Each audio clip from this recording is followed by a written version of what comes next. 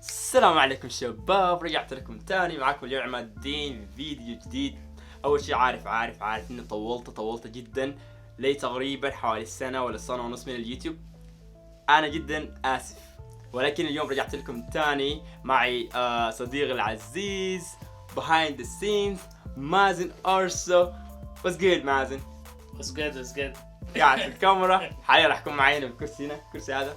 المهم شباب، كيفكم؟ ان شاء الله كويسين يا جماعه. اي تعليقات اي شيء اكتبوا لي في الكومنتات، ما تنسوا تعملوا له لايك واي ما تنسوا تعملوا له لايك. ما تنسوا تتابعونا على الانستغرام تبعنا، في اليوتيوب هنا وتبع مازن هنا اخذت لكم، وتعملوا له لايك واكتبوا لنا كومنت في الديسكربشن. فنبدا حلقتنا. السلام عليكم ورحمة الله وبركاته، معكم مازن مجددا، والآن احنا في صفحة للبراون ده اسمه عماد الدين يا جماعة. ليه مسمي نفسك للبراون؟ ليش مسمي نفسي ليل براون؟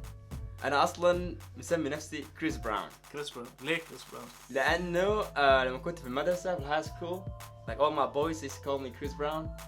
فبالعربي يعني كنت في المدرسة بينادوك كريس براون. نعم. شكلك كده كريس براون.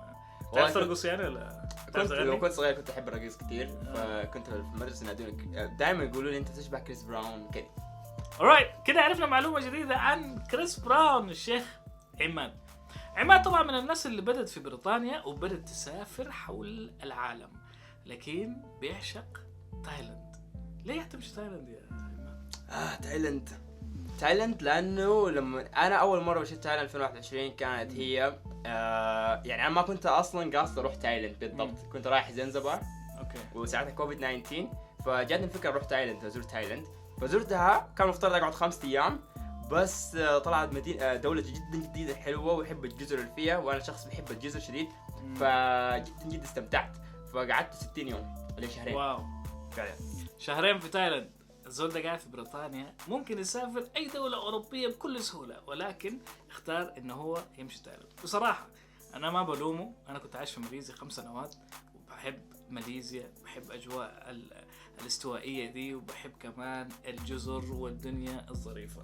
طيب يا عماد، ليه وقفت من اليوتيوب؟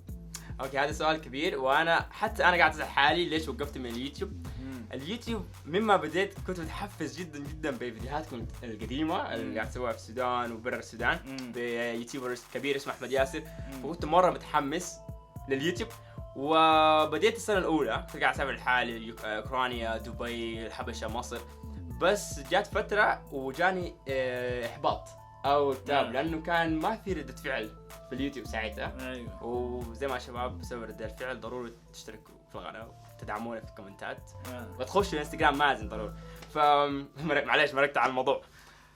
انت وقفت باليوتيوب بسبب انه ذاك بيرن اوت بيسموها، هي ده لفظ بيسموه بيرن اوت، وده بيحصل لكل الكونتنت كرياترز او معظم الكونتنت كرياترز لما ما بيلقوا بيكونوا عملوا انفستمنت لطاقه كبيره جدا، لقروش، لزمن، لتعب بتاع مونتاج وتصوير وكتابة سكريبتات، ولكن في النهاية بيكون ردة فعل تعبانة جدا، أو المردود المعنوي والمردود المالي بيكون ضعيف جدا.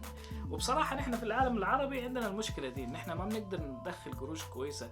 في العالم العربي بنتكلم عن السودان بالتحديد، ما بنقدر ندخل قروش كويسة من البلاتفورمز أو منصات التواصل الاجتماعي، ولكن حتى يعني الفترة طويلة حتى المعلنين أو السبونسرز أو الرعاة ما كانوا بيفهموا يعني شنو إنك تعمل إعلان مع إنفلونسر أو صانع محتوى.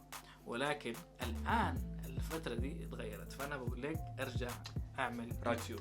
راجعين، أوعدكم يا شباب جدا راجعين بقوة. هذه السنة 2023 راح تكون سنة مرة خرافية، وبعارف بدعمكم راح يكون خرافي، ومعي مازن، أنا جدا جاهز. سؤال كده سريع يا عماد، حلو، ليه تتكلم سعودي؟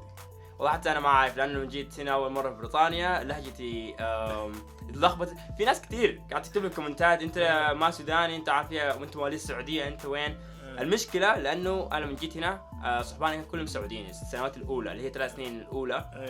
فكنت يعني يوم الله معاهم every day، فخلاص ذاك بقت سعوديه باظت. يعني انا مثلا الناس بيسالوني ليه انا كلامي انا عشت في السعوديه 18 سنه مولود تربيت عشت حياتي كلها في السعوديه. أيوة. حتى كلامي ما سعودي شديد، لكن حتى كلام نسيت السعودي، ولكن في كلمات بسيطه ممكن تطلع لها أيوة. علاقه بيعرفوك شهاده عربيه يعني في النهاية. ايوه بس انت ما لك اي علاقه بالشهاده العربيه مالك، لكن اثروا عليك تاثير كبير جدا. لان اعتقد لانه فارق السن او فارق العمر. اعتقد انا لما جيت كان عمري 16 سنه، فكنت مره صغير. ايوه 16 سنه وتفاجأ كذي بالجاليه السعوديه او الخليجيين بالضبط. يعني كان ما معهم. كلام جميل كلام جميل. فيا اعتقد that's it you know.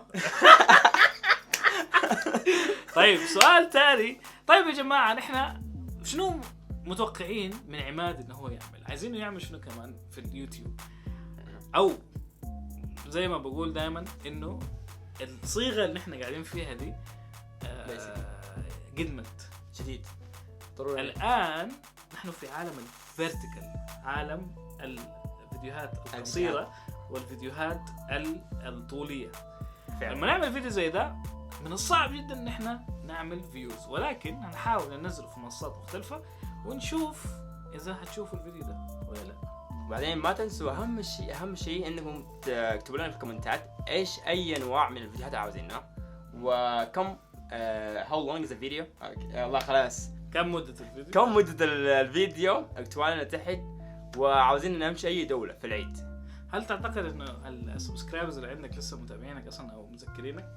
اعتقد بعض منهم، لاني قاعد اقابل ناس كتير. حتى لو كنت في السعودية قابلت ناس شاهدوني، حتى انا بقالي فترة من اليوتيوب. بس انا ثقتي في متابعيني مرة كبيرة. صح.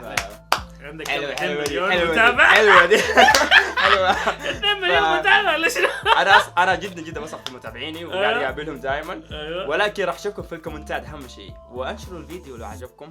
معلش جايين انه انا اخرت مرة يعني 2 ولا 1.5 سنة. ايوه ولكن مازن حفزني تاني لليوتيوب، والمرة هذه باذن الله قوية. كريات يا حبيبي. stop consuming and create. being creative حبيبي. creative يا حبيبي creative. فمازن ايش عاوز تقول يا اخر جملة؟ شكرا لكم جميعا يا جماعة. وبصراحة عماد قال لي نقعد نعمل فيديو، قلت له طوالي اي حاجة جاهزة، الفيديو جاهز حبيبي يا فما عنده مشاكل، فخلينا نظبط الامور.